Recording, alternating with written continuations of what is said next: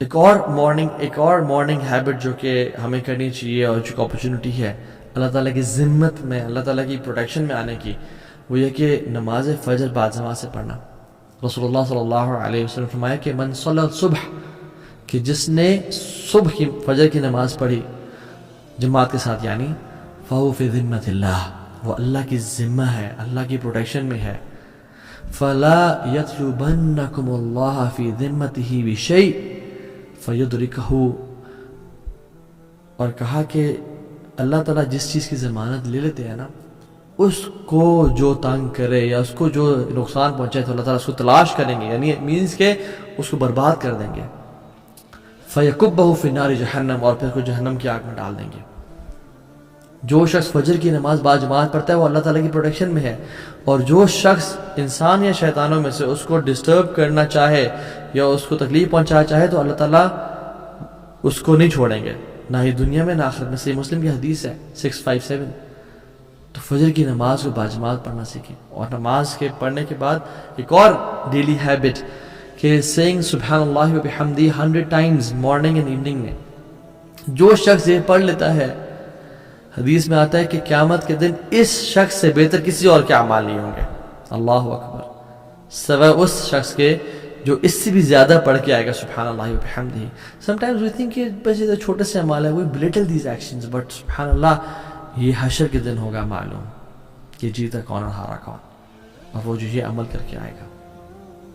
اچھا، کچھ کوئکلی ایسی ہیبٹس بھی جو ہمیں اختیار کرنی چاہیے without mentioning their details and ending this lecture on a brief note انشاءاللہ، وہ یہ کہ سونے سے پہلے وضو کر کے سونا اور 2 رکعات پڑھ کے سونا، اس کا بڑا اجر ہے۔ کوشش کرنا ہر نماز تکبیر اولیٰ سے پڑھنا۔ خواتین اپنے افضل وقت میں فجر کی تمام نمازیں پڑھیں سوائے کہ عشاء کی نماز کے۔ عشاء کی نماز لیٹ پڑھیں، وہ زیادہ افضل ہے، اور لیٹ بھی اتنا نہیں کہ نصف رات 11:30 بجے سے پہلے پڑھ لیں۔ مسواک کا استعمال کرنا ہر نماز سے پہلے، صبح و شام کے اذکار کرنا۔ جیسی انسان کی آنکھ کھلے سورہ آل عمران کی آیات تلاوت کرنا، یہ لیکن یہ سنت تھی، ان فی خلق السماوات والارض واختلاف اللیل والنہار۔ وہ اپنی زندگی میں نا برکتوں کو دیکھے گا، اپنی زندگی میں خوشیوں کو دیکھے گا۔ پھر جو شخص کر سکتا ہے وہ فجر کی نماز کے بعد مسجد میں بیٹھا رہے، اور اشراق کے 15 منٹ بعد تک جب سورج طلوع ہوتا ہے 2 رکعتیں پڑھ لے یا 4 پڑھ لے، اس کو مکمل حج اور عمرے کا ثواب ملتا ہے۔ آپ روزانہ نہیں کر سکتے، آپ ہفتے میں 1 دفعہ کر لیں، آپ ہفتے میں 2 دفعہ کر لیں۔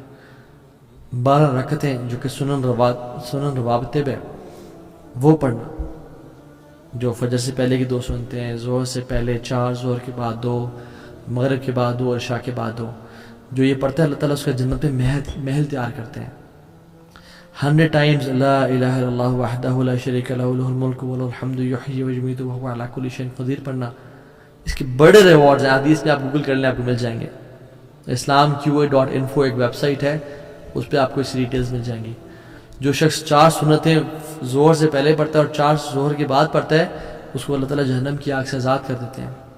جو شخص عصر سے پہلے 4 سنتیں ادا کرتا ہے، اللہ تعالیٰ کی رحمت اس پہ واجب ہو جاتی ہے۔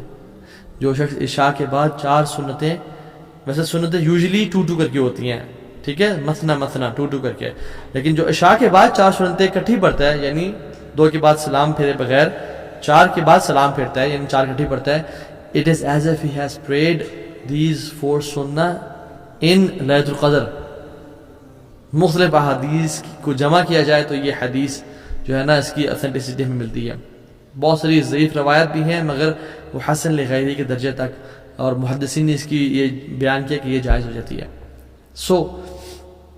اگر آپ کچھ بھی نہیں کر سکتے نا تو کم از کم جو میں نے ساری آج باتیں کی ہیں، کم از کم ان میں سے شارٹ لسٹ کر لیں 3، کہ آج کے بعد میں نے قرآن ہر نماز کے بعد یا اس سے پہلے 10-15 منٹ پڑھنا ہے۔ کوشش کریں پہلے دعائیں کریں اذان سے نماز تک، اور نماز کے بعد قرآن کی تلاوت کریں 10 منٹ ہر نماز سے۔ امیجن اگر آپ 10 منٹ دیتے ہیں ہر نماز پہ تو 50 منٹس بن جاتے ہیں۔ چلے اگر آپ فجر یا مغرب یا جو بھی نماز آپ کی 2 بزی ہیں تو 30 منٹس بنتے ہیں کم از کم۔ قرآن کو ٹائم دیں، قرآن کو ٹائم نمبر 1۔ نمبر 2، آپ تہجد کی نماز اپنے آپ پہ لازم کر لیں۔ نمبر 3، جو مرد ہیں وہ باجماعت نماز کو، اور خواتین اول وقت میں نماز کو پڑھنے کا ارادہ کریں. کم از کم ڈیلی 3 رول تو اپنا سیٹ کر لیں. جو 5 کر سکتا ہے وہ 5 کرے، اور جو میں نے بہت ساری بتایا جو یہ سب کر سکتا ہے وہ سب کرے، لیکن at least start with something. اور اللہ تعالیٰ سے مدد کی دعا کریں، اور یہ دعا کریں اللہم انی اسألک فعل الخیرات، یا اللہ میں تجھ سے نیکیوں کا سوال کرتا ہوں، خیر کا سوال کرتا ہوں، وترک المنکرات، اور میں گناہوں کو چھوڑنے کا سوال کرتا ہوں، وحب المساکین ان تغفر لی وترحمنی، اور مساکین سے محبت کا سوال کرتا ہوں تاکہ تو مجھ پہ رحم کرے اور مجھے معاف کر دیں. اور ایک اور بڑی کمال کی دعا، اللہم اصلح لی دینی الذی عصمت امری، واصلح لی دنیای التی فیہا معاشی، واصلح لی آخرتی التی فیہا معادی.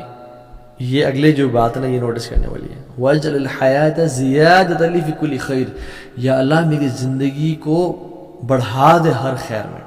واجعل الموت راحۃ لی من کل شر، اور میری موت کو راحت دے دے، اور مجھے میری موت کو بچا لے ہر قسم کے شر سے. تو اللہ تعالیٰ سے نا دعا کریں، اور اپنے ڈیلی روٹینز میں، اپنے ڈیلی اسکیجول میں ان چیزوں کو شامل کریں.